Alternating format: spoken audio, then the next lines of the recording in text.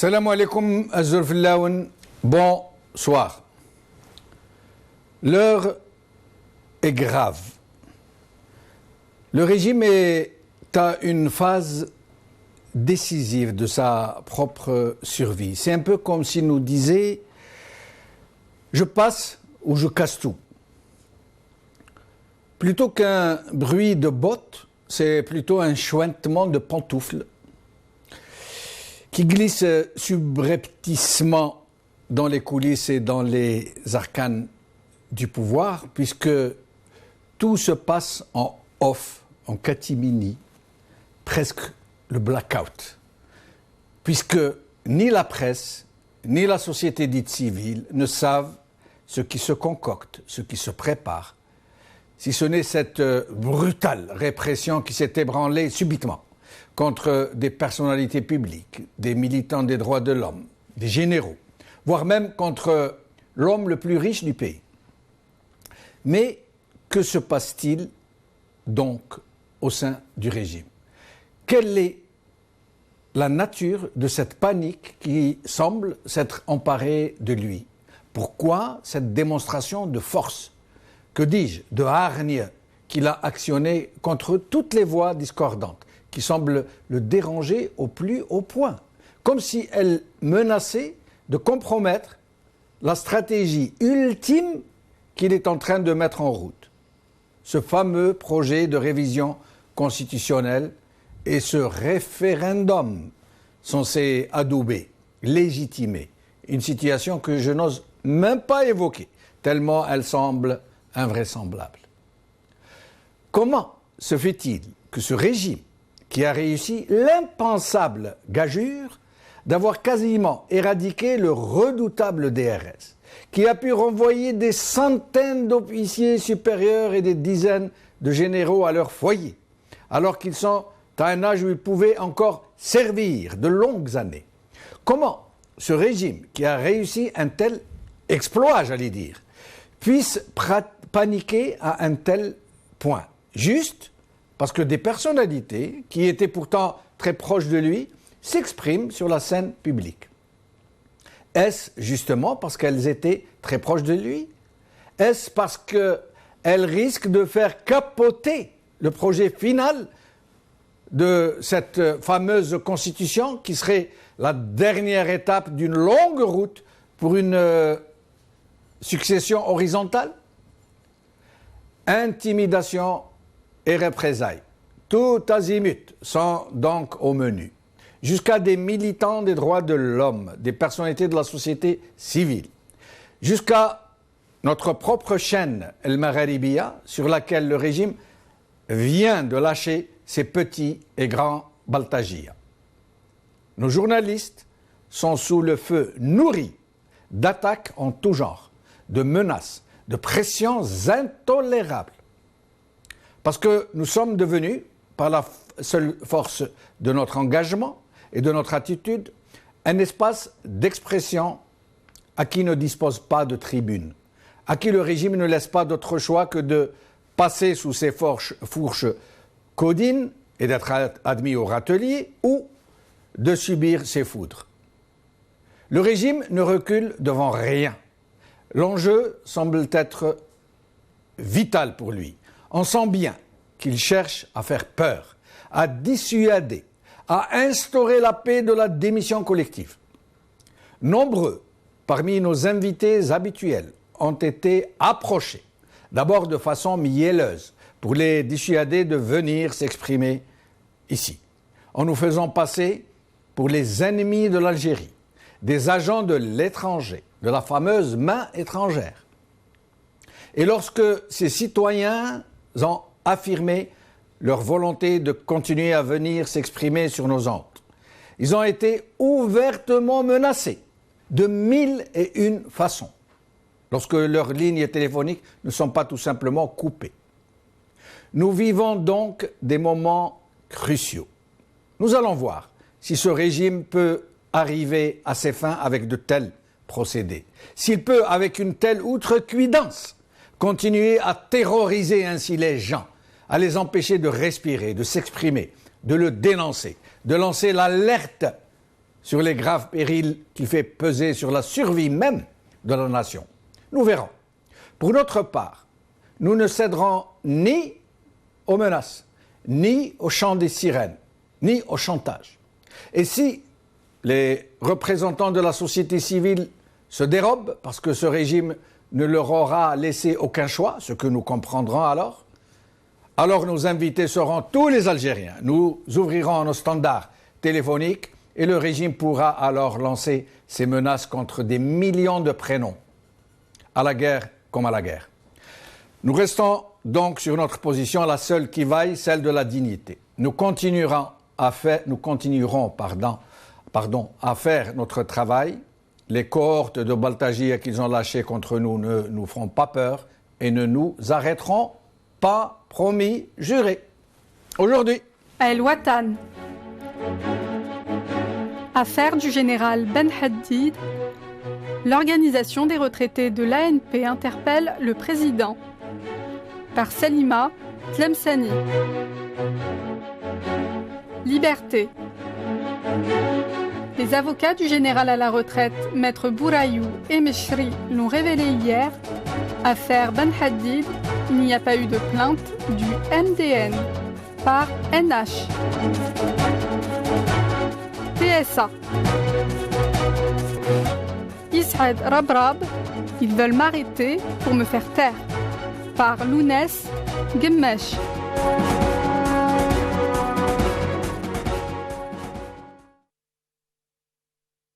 Ordre alphabétique, Blam Abdelwakil, journaliste, Hamlet Ramadan, ex-officier supérieur. Hamlet Ramadan, merci d'avoir accepté notre invitation. C'est moi, M. Jamel. Merci. Par les temps qui courent, hein, c'est vraiment méritoire, j'allais dire. C'est un peu risqué, mais... Merci. Alors, les retraités de l'armée ont publié un communiqué, en l'occurrence, je crois, une lettre adressée au président de la République au sujet de l'arrestation du général Ben Haddid. Oui, en fait, il y a deux communiqués. Un communiqué qui a été signé par le bureau régional de Constantine, c'est-à-dire côté Est. Oui. Et il y a une lettre qui a été adressée par le président de l'Association nationale des retraités de l'ANP, de l'Armée nationale populaire. Oui. En l'occurrence, le général Woodey. Oui. Qui est apparu sur le journal L'Ouatan, je pense, hier d'aujourd'hui. Exact. Oui.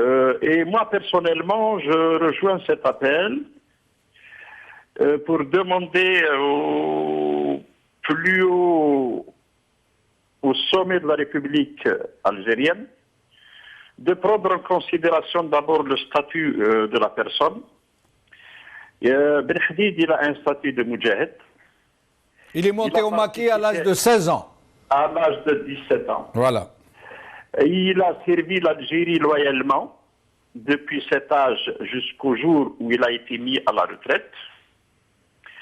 Il a un rang très très important, quand même, il a le grade de général. Il a commandé l'une des régions les plus importantes en Algérie. Il a servi l'armée nationale populaire pendant longtemps, je dirais toute sa vie. Et sur le côté humain, je dirais le général Ben Haddid, d'après la presse nationale, d'après le journal Khabar d'avant-hier et celui d'hier aussi, il souffre, il est malade. Donc, si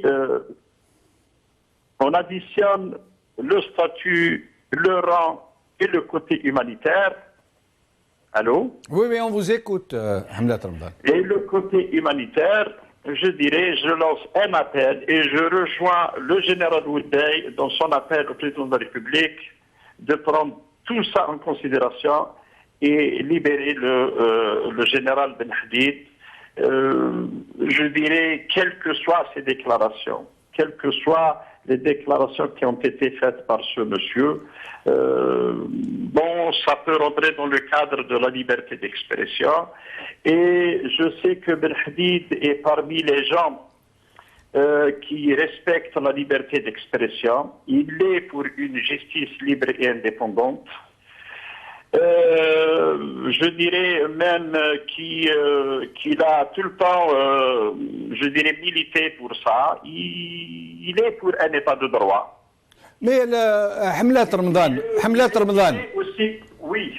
personnellement, vous, c'est normal, vous êtes un ancien officier supérieur, il y a cette solidarité de corps, vous défendez un ancien collègue ou un ancien supérieur, du moins c'est normal, je comprends parfaitement. Mais du côté des Algériens qui, dans beaucoup de voix en les généraux, quasiment des gens qui ont beaucoup de choses à se reprocher, qui ont souvent violé eux-mêmes les droits de l'homme, qui ont commis des crimes contre l'humanité. Mais en l'occurrence, je vais vous laisser vous exprimer le plus librement que vous pourrez, que vous voudrez.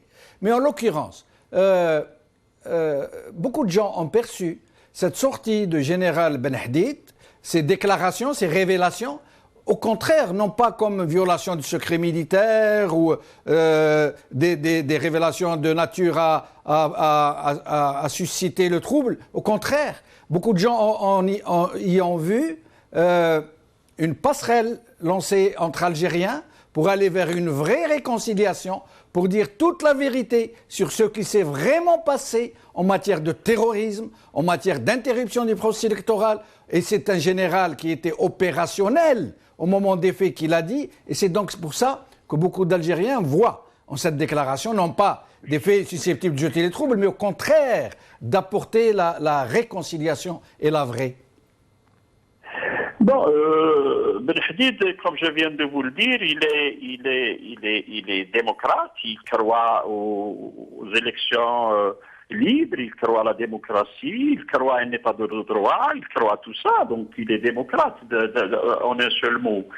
Et Ben Hadid, à mon sens, il n'a pas apporté d'atteinte aux institutions, mais il a cité des personnes, donc les personnes concernées par ces déclarations, ils ont le droit de porter plainte contre Ben Hadid et laissons la justice faire son travail. Laissons la justice suivre le général d'une manière légale, sans qu'il y ait un dépassement ou des bavures lors de son arrestation, ou bien sans qu'il y ait je ne sais pas, lors de son arrestation. Mais justement, Hamlet Ramadan, justement, pour apporter de l'eau à votre moulin. Oui, pour apporter de l'eau à votre moulin, justement, le ministère de la Défense nationale déclare qu'il n'a pas porté plainte contre général Ben Hadid. Qui a donc instrumenté la justice? Justement, si l'MDN ne porte pas plainte, parce que moi, à mon sens, je trouve que les déclarations de Ben Hadid n'ont pas touché l'institution militaire. Il a parlé d'une personne ou de deux personnes militaires qui étaient chefs dans le temps, quand il était à Ben Abbas. Il les a cités de nom. Il a cité aussi un émir du GIA qui sévissait dans la région de Sidi Ben Abbas. Donc, je ne vois pas pourquoi l'institution militaire dépose plainte contre Ben Hadid. Ben Hadid, il a affaire à des gens. Il a cité le frère du président. Il a cité Toufik, il a cité Feu Lamari d'ailleurs. Donc, je pense qu'il a affaire à des personnes et non pas aux institutions de l'État. Mais qui a porté plainte contre lui? Qui a instrumenté la justice? Là, personnellement, je ne peux pas vous dire qui a porté plainte contre Ben Hadid. L'essentiel a été arrêté et il est en prison. Restez avec nous, Hamlet Ramadan. Je reviens à vous dans un moment. Blam Abdelwakil, merci d'avoir accepté notre invitation. Bonsoir, M. Jamel. Bonsoir. Alors, nous parlions donc de l'arrestation de Ben Hadid avant d'en arriver à ce que subit Rabrab, à ce qu'a subi Boras, le journaliste et militant des droits de l'homme, Hassan Boras. Pour qui du général Ben Hadid, à votre avis, puisque le ministère de la Défense nationale se défend, selon les avocats du général, se défend d'avoir déposé plainte. Qui, dans ce cas, a instrumenté la justice, selon vous? Écoutez, en revenant un petit peu sur le tenant et aboutissant de tout le sujet dès le début de l'arrestation, dès le début de la déclaration justement du général Ben Hadid, là où il a Il a parlé de beaucoup de choses importantes, peu importantes, graves, moins graves. Et aussi les conditions de son arrestation. Il a été arrêté comme quand on arrête des trafiquants de drogue pour chasser en pleine autoroute. Il a été arrêté, deuxième point, après pratiquement 11h30, ce que la législation algérienne ne le permet pas. L'absence d'une plainte officielle, comme le procureur de la République, justement, a dit à son avocat dans le dossier, ce qui nous laisse penser, et nous sommes dans la légitimité justement de penser cela et d'en croire, que quelque part l'arrestation de M. Ben Hadid a été diligentée je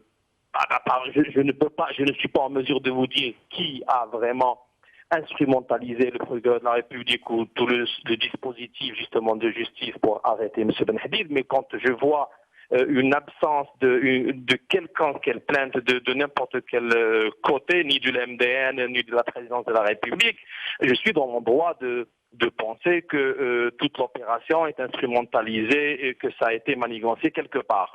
Où quelque part, qu'est-ce que vous voulez dire? Quelque part, qui? Où? Écoutez, Monsieur Jamel, nous vivons en Algérie. Oui. Et nous avons connu des cas comme le cas Ben Hadid. Et nous savons qu'il n'y a pas de système de justice en Algérie. Il n'y a pas d'indépendance de justice ni de juge en Algérie. Alors qu'on nous fasse pas croire que le procureur de la République, le respectueux procureur de Sidi Mohamed, en écoutant ou en lisant Ben Hadid, a décidé de son propre chef et de sa propre volonté d'ester M. Ben Hadid en justice et de l'arrêter. Ça relève de l'utopie et de l'impossible en Algérie. Nous connaissons un petit peu comment ça a fonctionné dans certains cas la justice algérienne, les coups de fil, l'influence. Nous n'avons pas de juge ni de procureur de la République indépendante. Abdelwakil, vous êtes journaliste, vous êtes à Alger, je suis journaliste moi aussi, je sais comment ça fonctionne. Vous avez donc forcément des retours d'informations, des bruits, des rumeurs qui circulent. Alors selon vous, qui a donné l'ordre à ce procureur d'arrêter le général Ben Hadid? Vu le statut justement de M. Ben Hadid en tant qu'ancien général et à la retraite et ancien justement chef de la 8e division blindée, je peux analyser à aller jusqu'à 99% pour dire que c'est directement Gaïd Salah qui a ordonné son arrestation. Vu aussi justement les divulgations, la plainte justement, le procureur de la République parle d'accusations graves qui est divulgation de secret défense au secret militaire. Ben Hadid, qu'est-ce qu'il a dit dans son intérêt? Il a parlé de la fameuse réunion de Ain al-Naja. La fameuse réunion de Ain al-Naja, il faut que les gens sachent, c'est un secret de polichinelle. Parce que Nazar lui-même en a parlé dans son livre. Oui. Alors c'est plus un secret, dire que l'état-major de l'armée, l'état-major élargi de l'armée à certains mêmes responsables politiques s'est réuni à Naja entre les deux tours en 92 pour en débattre justement du comment faire, du comment réagir face au raz-de-marée du Front islamique du salut lors des fameuses élections législatives, c'est pas un secret. Mais je pense, j'estime à mon humble avis, opinion et analyse, que c'est le fait de parler justement de certains émirs qui dépendaient et qui étaient dirigés directement par certains militaires. Il a parlé de l'émir Makhloufi, il a parlé de Oulja, il a parlé de Dibl Jian, en l'occurrence. Mais justement, Abdelwakil, est-ce que justement ce qui est interprété comme une violation du secret militaire, est-ce que ce n'est pas plutôt les deux déclarations fracassantes qu'il a faites, à savoir qu'il a reconnu que c'était un coup d'État, l'interruption du processus électoral, et de deux, que Ben Chiha, l'émir du JIA, était sous le contrôle d'un général du DRS. Est-ce que ce n'est pas plutôt cette grosse pierre, ce gros pavé dans la mare qui a fait réagir Peut-être pas Gaël Salah, peut-être ailleurs, peut-être Saïd Bouteflika, peut-être des gens qui ont une vision de la situation et qui ont besoin de calmer le jeu plutôt que de réveiller les démons. Au contraire, M. Jamel, les accusations proférées à l'encontre de l'armée renforcent toujours la position de Syrie de la présidence, parce que Bouteflika est copain, et Bouteflika et Bradar plutôt, se présentent toujours comme des gens clean face à la situation sécuritaire que l'Algérie a connue. Ça veut dire que quand on accuse l'armée, ça ne fait que renforcer justement la position des frères et de la famille royale d'Alger. Mais justement, quand on parle de l'armée, là, la gravité et la dangerosité des propos de Ben Hadid réside là où il a parlé justement d'infiltration des rangs des forces, enfin des rangs des groupes armés dans le maquis à haut niveau. Ça n'a pas été infiltré au niveau des Jounoud. C'était pas de simples terroristes qui activaient, qui donnaient un petit peu des coordonnées où on en est, où on va se déplacer. C'était des émirs qui sévissaient dans le maquis, et il ne faut pas oublier que ça a coïncidé, les déclarations de Ben Hadid ont coïncidé avec justement l'anniversaire du génocide de Raïs ibn Talha. C'est-à-dire la population était intéressée, les réseaux sociaux parlaient de qui tuait qui à Raïs ibn Talha, et tout d'un coup il y a un général qui sort et qui disait nous avions des émirs qui sévissaient. Dans sa région il y avait le fameux génocide dont rares les gens qui parlent, et c'était le génocide de Ramka, où 702 citoyens ont péri sous les couteaux de gens armés, on ne sait qui. Et là, tu as un général qui sort et qui dit nous avions sous nos commandes des émirs. Là, c'est grave, c'est comme s'il disait nous avions des groupes terroristes. C'est-à-dire que l'armée avait ces groupes terroristes. Et c'est là où réside, à mon humble avis, la dangerosité des déclarations de Ben Hadid. Est-ce que c'est un secret militaire, secret défense? Si c'est un secret militaire, c'est encore grave. Ça veut dire normalement, il devrait être félicité. C'est une reconnaissance que c'est une réalité. Normalement, à mon avis, à mon humble avis, faire une telle déclaration, il devrait recevoir une médaille, puisqu'il a dénoncé une horreur, une atrocité, un crime contre les Algériens. Il n'a pas violé de secret militaire. Mais nous allons passer à présent au cas Hassan Boras, journaliste et militant des droits de l'homme, très connu en Algérie pour son engagement, pour son militantisme, ainsi que celui de ses deux sœurs qui l'accompagnent toujours dans son combat. Hamlet Ramadan, que pensez-vous de l'arrestation de Hassan Boras, qu'on a accusé d'outrage à corps constitué, qu'on a accusé d'avoir appelé à la sédition au sein de l'armée? Certains relais du régime disent même qu'il aurait demandé des millions de dollars à des puissances étrangères pour mettre le feu à l'Algérie, etc. Qu'est-ce que vous en pensez? Écoutez, moi personnellement, Boras, je ne connais pas la personne, je n'ai jamais rencontré cette personne. Maintenant, les déclarations qui ont été faites, Boras, moi personnellement, je ne les ai pas rencontrées ni sur les réseaux sociaux, ni sur la presse. Mais je dirais maintenant, si ces déclarations portent atteinte au bon fonctionnement de l'État algérien, je suis d'accord pour l'arrestation de ce type. Si ces déclarations peuvent pousser le peuple algérien à déborder et aller vers la violence pour revivre les mêmes situations que nous avons traversées en 90, je serai contre ce genre de déclaration. Maintenant, s'il a fait des déclarations, je parle toujours au conditionnel, s'il avait fait des déclarations, je dirais, il a parlé de certaines réalités en matière de gestion de l'État ou des institutions, où il a cité des personnes pour dire certaines vérités sur les agissements et sur les dépassements qu'il porte quotidiennement au service ou à l'institution. À partir de ce moment-là, je serai totalement d'accord avec de telles déclarations. Mais c'est des déclarations qui vont dans le bon sens, des déclarations qui vont dans l'apaisement, des déclarations qui vont la dénonciation d'un mauvais fonctionnement d'une institution de l'État.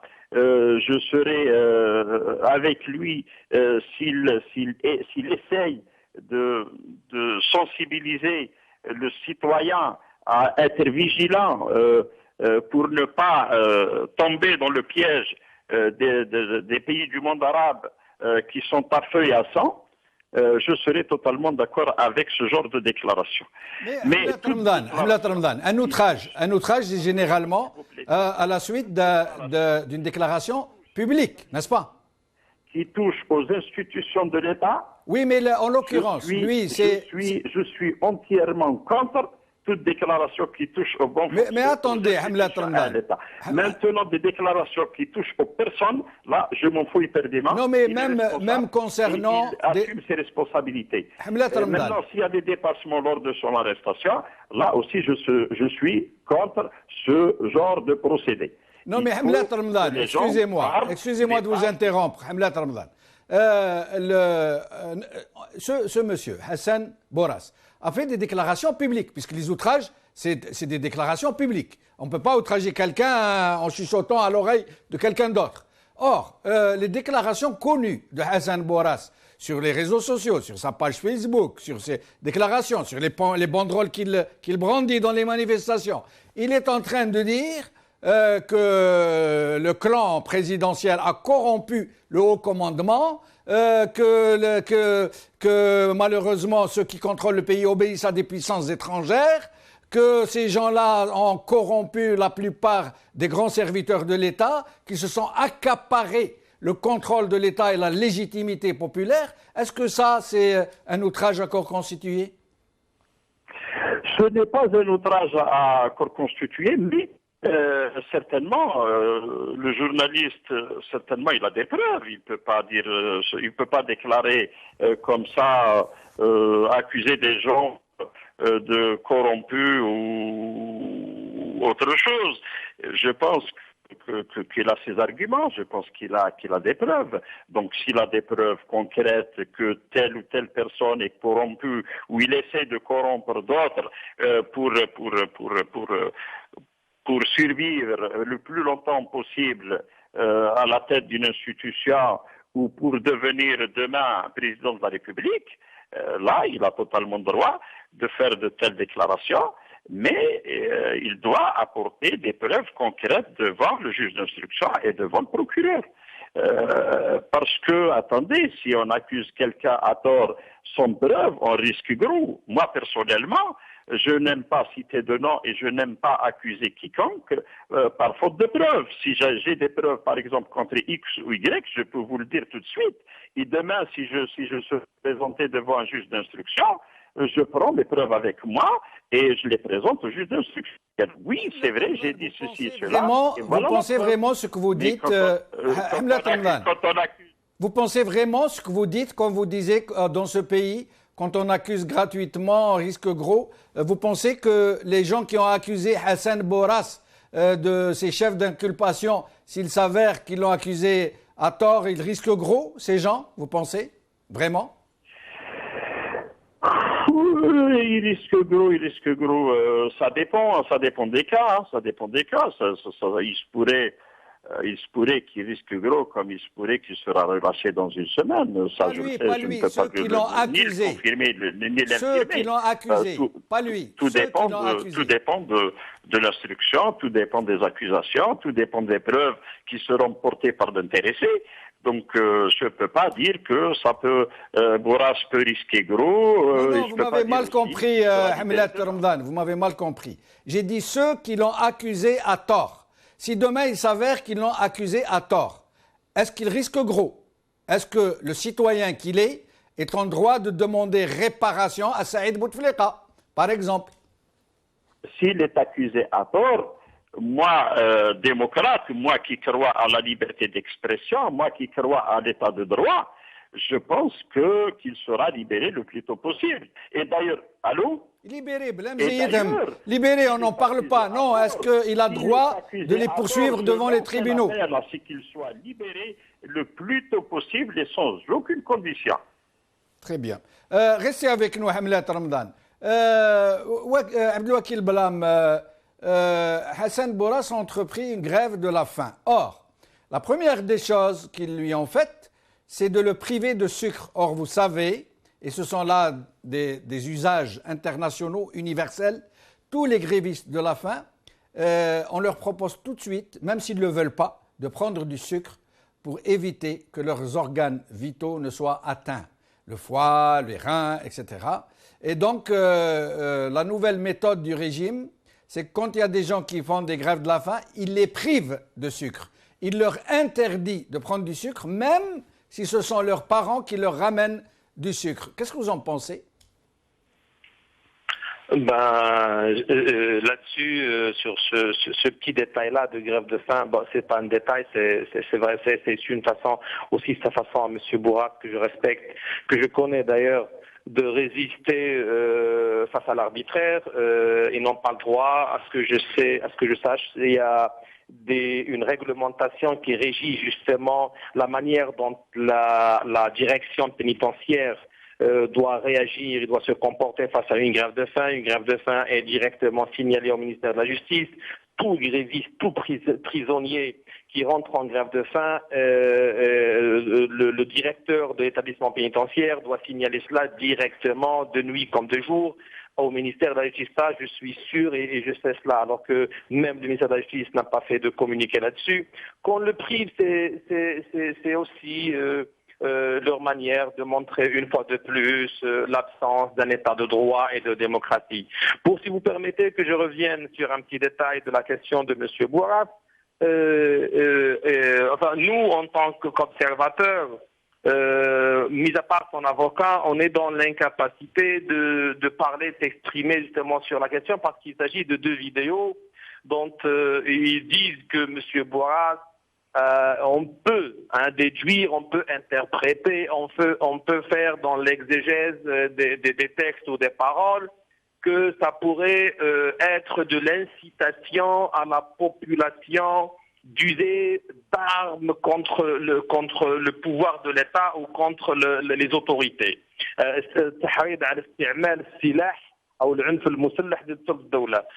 Cela est passible dans le code pénal algérien, dans l'article 144, de la peine de mort, M. Jamel. Il risque vraiment gros.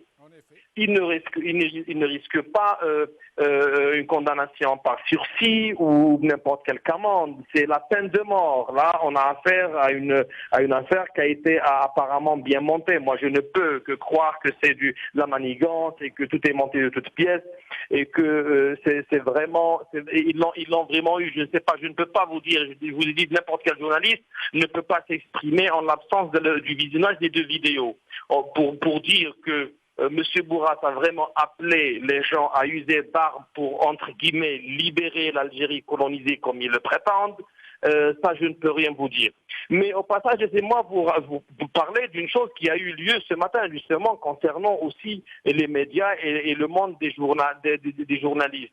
Hier, déjà, un directeur d'une chaîne de télévision qui est intervenu justement sur la chaîne El Maraïbia se trouve hier convoqué par le ministre et aujourd'hui esté en justice par le même ministre. Le directeur d'Al-Watan TV. Pour avoir reçu... a intervenu hier sur El Maraïbia. Pour avoir reçu Madani Mouzarak. Ce matin, monsieur Green déclare à un journal électronique qu'il va justement poursuivre monsieur Chedli en justice pour, je ne sais pas, et là, il a osé humilier un journaliste de la même chaîne en lui disant que tu n'es pas un journaliste et que votre télé est une télé illégale. Mais on a affaire vraiment à une orchestration, mais d'attaque à l'égard de tous ceux qui osent parler à El Maraïbia, intervenir sur El Maraïbia, cette chaîne, ce seul refuge qui nous reste. Et il porte la menace à tout le monde. Il suffit d'intervenir sur cette chaîne pour se trouver le lendemain matin en train de répondre à des questions, à tout un questionnaire devant le procureur de la République. C'est vraiment malheureux ce qui se passe, c'est vraiment dangereux ce qui se passe. Ça relève une chose aussi, M. Jamel. Mais Abdelwakil, justement, puisque vous avez évoqué le sujet. Après, nous allons parler avec Farhat Hamlat Ramadan du pourquoi, du comment, pourquoi tout cela a lieu. Mais avant, Je rappelle que Al-Watan TV, cette chaîne de télévision, a reçu Madani Mzarak. Mais en fait, on lui reproche d'avoir reçu quelqu'un qui a été reçu par Ouyahia, qui a été reçu par Sellel, qui a été considéré par les deux comme personnalité politique de premier plan. Et après, on le reproche de l'avoir reçu. On marche sur la tête. Il faudrait comprendre. Oui, et ce qu'on reproche justement à cette chaîne, c'est de ne pas, vous savez, qu'est-ce qu'ils ont dit à M. Chelly? Ils lui ont dit, mais on est dans l'impossible là.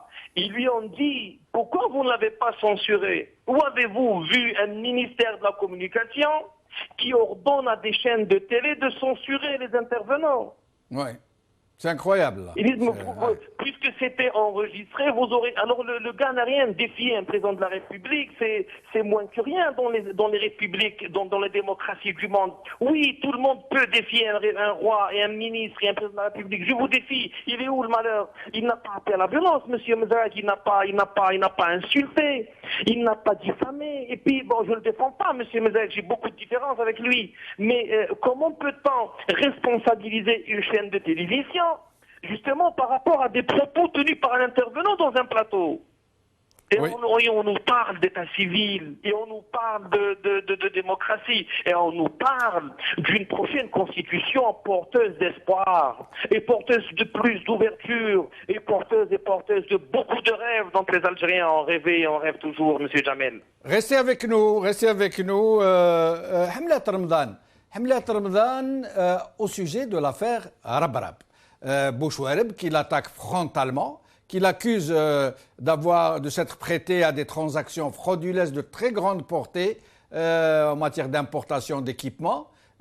Et nous sommes sidérés. Pourquoi? Parce qu'il attend que le courant ne passe plus pour lui sortir ça. Ça veut dire qu'il était au courant, il n'a rien dit, tant que Rabrab, selon lui, tant que Rabrab était dans le bon chemin. Dès que Rabrab sort du bois, dès que Touvek est dégommé, pof, on accuse Rabrab d'avoir s'être prêté à des transactions frauduleuses. Et lui réagit de façon très ferme, très musclée. Qu'est-ce que vous pensez de cette grosse polémique avec l'homme le plus riche d'Algérie, il faut le rappeler? De la personne. Rabrab est une personne, est un homme d'affaires très connu en Algérie et il a une envergure même internationale. Rabrab, c'est le deuxième exportateur en Algérie après Sonatrach. Rabrab a réussi dans le monde de l'industrie, il a réussi dans le monde des affaires. Et ces accusations, je dirais par voie de presse, interposé, je m'en doute fort que quiconque a des preuves que Rabrab a failli ou n'a pas respecté la réglementation en vigueur en matière d'importation. Rabrab, il a crié haut et fort ces derniers temps qu'il avait beaucoup de projets qui ont été gelés au niveau du ministère de l'Industrie. Et il a même dit que ça fait 10 ans que des dossiers sont bloqués au niveau du gouvernement pour réaliser pas mal de projets en Algérie. Cela veut dire créer de la richesse et qui veut dire créer de l'emploi. Donc maintenant, ils sont en train d'accuser Rabrab, je pense, je ne peux pas dire à tort ou à raison. Moi, personnellement, je ne détiens pas de preuves. Peut-être le ministre de l'Industrie, il en a. Et Rabrab l'a défié à partir de l'Amérique du Nord. Il a bien dit aussi que dans quelques jours, il va rentrer en Algérie et ester le ministre de l'Industrie en justice. Et certainement, Rabrab, en faisant cette déclaration, il a des preuves à l'appui pour se défendre, pour se disculper de toute. Mais le ministre du Commerce, pourquoi il n'a pas porté plainte contre lui plutôt que de le dénoncer à la presse? Pourquoi n'a-t-il pas porté plainte contre lui? Je ne sais pas, peut-être pour ça, peut-être même le ministre, peut-être il a des dossiers. Est-ce que des dossiers solides, des dossiers ficelés, des dossiers bidons? Je ne sais pas moi. Je n'ai pas accès, je n'ai pas le droit à l'accès à ces dossiers. Donc, chacun d'entre eux doit porter les preuves formelles au tribunal et on verra qui sera le vainqueur de cette guerre. Ou de cette bataille. Rabrab parle de cabale contre lui et il dit qu'il s'apprête à l'arrêter. Rabrab parle de cabale organisée contre lui et qu'il s'apprêterait à l'arrêter, même si cela a été démenti par le ministre de la Presse et d'autres ministres algériens. Mais lui dit il s'apprête à m'arrêter parce que je ne m'entends pas avec eux, parce que j'ai une autre vision, parce que c'est des gens que j'accuse de mener le pays à la faillite et à la catastrophe. J'ai pas entendu votre question, monsieur Jamil. J'ai dit que Rabrab est en train de dire ils veulent m'arrêter parce que je ne suis pas d'accord avec eux, parce que je suis en train de les dénoncer, parce que ce sont des gens qui mènent le pays à la catastrophe et peut-être à la faillite aussi. Écoutez, Rabrab, pour moi, il représente l'économie nationale. Donc, il est du domaine, il est du secteur, il est au courant de pas mal de dossiers concernant ce secteur. Il est concerné par l'économie nationale, il est concerné par l'industrie. Il suit beaucoup plus que moi la politique dans ce domaine que n'importe quel autre citoyen. Donc, il doit être au courant de toutes les décisions qui ont été prises par le gouvernement. Et il se pourrait que ces décisions, d'après lui, ne mèneront jamais l'Algérie vers la prospérité, vers la richesse, vers le développement. Ça, c'est son point de vue que je dois respecter. Et il n'a qu'à prouver ça et le mettre à disposition du peuple algérien. Développer ses idées, démontrer au peuple algérien par voie de presse que toute décision ou le programme qui est établi par le gouvernement ne fonctionne pas bien. Il mène l'Algérie vers la dérive, il mène l'Algérie vers la faillite. Et tout le monde sera content, tout le monde sera au moins au-dessus de ce qui se passe à l'échelle gouvernementale. Restez avec nous, Hamlet Ramadan. Abdelwakil Balam, c'est une question que nous poserons à Rabrab s'il vient dans cette émission. Nous l'y avons invité, nous attendons sa réponse. Mais j'aimerais vous la poser. Rabrab, il y a un échange très vif entre Rabrab et le régime algérien. Mais sinon, Rabrab lui-même, il a prospéré dans les plis du régime. Il a prospéré en partie grâce à l'aide de généraux qui le protégeaient, qui l'ont aidé. J'imagine que c'est un secret de polichinelle. Est-ce que vous êtes de mon avis? Ben, écoutez, moi, Monsieur Jamel, j'ai eu à lire son bouquin, et Saad Rabrab, le fameux bouquin, le seul bouquin qui a été édité sur l'expérience vitale. Rien de cela n'y figure. Aidé par des généraux, cela ne veut pas dire que j'éloigne la thèse qu'il a été aidé dans son long parcours de création du groupe Cévital par des généraux, par des interventions par-ci par-là, justement pour en bénéficier de certains crédits d'une grande importance, des lignes de crédit aussi étrangères. Ça, je n'éloigne pas la thèse, mais je dis qu'il n'y a pas de preuve là-dessus, mais il est connu dans tous les pays du monde, notamment, enfin dans le pays du monde, tous les pays du monde non, mais dans les pays entre guillemets gérés par les armées, tels que l'Algérie, tels que notre respectueux pays, que faire alliance de copinage, de partenariat tacite avec certains généraux pour être protégés est une devise auquel recourent tous les hommes d'affaires, les grands hommes d'affaires, et ça c'est de leur droit. Ils sont en train, ils marchent sur un terrain épineux. Ils doivent avoir des rangères, ils ne peuvent pas marcher pieds nus. Soit on supprime les épines, soit on porte des rangères. C'est leur devise. Mais moi, ma petite analyse dit aussi que dans son parcours, si la question a une relation avec l'éviction de Toufir. Vous savez, s'il a vraiment été aidé par Toufir, par le fameux Toufir, il n'aurait pas été victime justement de l'empêchement de grands investissements tels que la zone de Blara. Ça ne tient pas debout. Mais peut-être qu'il était sous la protection d'autres généraux qui ne sont plus en exercice. Mais j'aimerais bien parler d'un détail non évoqué par les analystes. Bon, ça a été évoqué, mais c'est mon avis aussi. Je dis, monsieur, Barab n'a pas de problème avec le régime algérien, il a un problème avec Bouchouareb, monsieur Jamel. Monsieur Bouchouareb aussi veut qu'on parle de lui. Monsieur Bouchouareb... Vous pensez, Abdelwakil, vous pensez qu'un Bouchouareb aurait pris le risque de s'attaquer à un Rabarab de son propre chef sans y avoir été poussé? Oui, mais il ne s'est pas encore attaqué. Il s'est attaqué verbalement. Aucune plainte n'a été posée. Oui, mais quelle attaque? Quelle attaque? Médiatique. Mais ça, oui, mais médiatique. Monsieur Jamel, ça fait beaucoup parler d'un certain Bouchouareb qui veut qu'on parle de lui. Il se présente comme un enfant. Il a des aspirations. Et le gars se présente comme de la région de Chewiya. Le gars, c'est un message lancé à Monsieur El Gaïd qui est connu pour son kabylophobie. Il sait que bientôt, dans une année, dans quelques mois, il va y être question d'une alternative. Il connaît l'hostilité que porte en lui Gaïd Salah envers Sellal et envers Yahya. Il veut qu'on parle de lui et il ne trouvera pas mieux que de s'attaquer à un sommité comme Arbarab. Je n'apporte pas ici l'intégrité de M. Arbarab. Je ne connais pas, je ne peux pas le juger. Je sais qu'un homme d'affaires ne peut pas être clean à 100%. Mais cet aspect-là, cet aspect Bouchouareb qu'on oublie est aussi présent parce que... Mais Abdelwakil, je me permets de vous interrompre.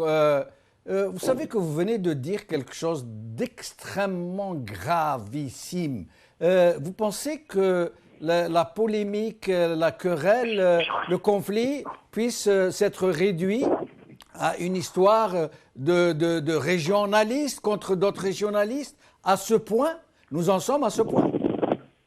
Malheureusement, on est à ce point et encore plus bas, M. Jamel. Ils ont réduit la République à cela, M. Jamel. Qui est ce Bouchouareb, éclipsé pendant 10 ans, je ne sais où, qui vient et qui lèche les bottes de Gaïd durant le 4e mandat et qui se trouve renommé ministre et qui s'emporte et qui s'attaque à l'un des plus grands hommes d'affaires et industriels exportateurs d'Algérie. Ça ne tient pas debout. Il doit y avoir anguille sous roche. Mais c'est réduit à cela, M. Jamel. C'est vraiment réduit.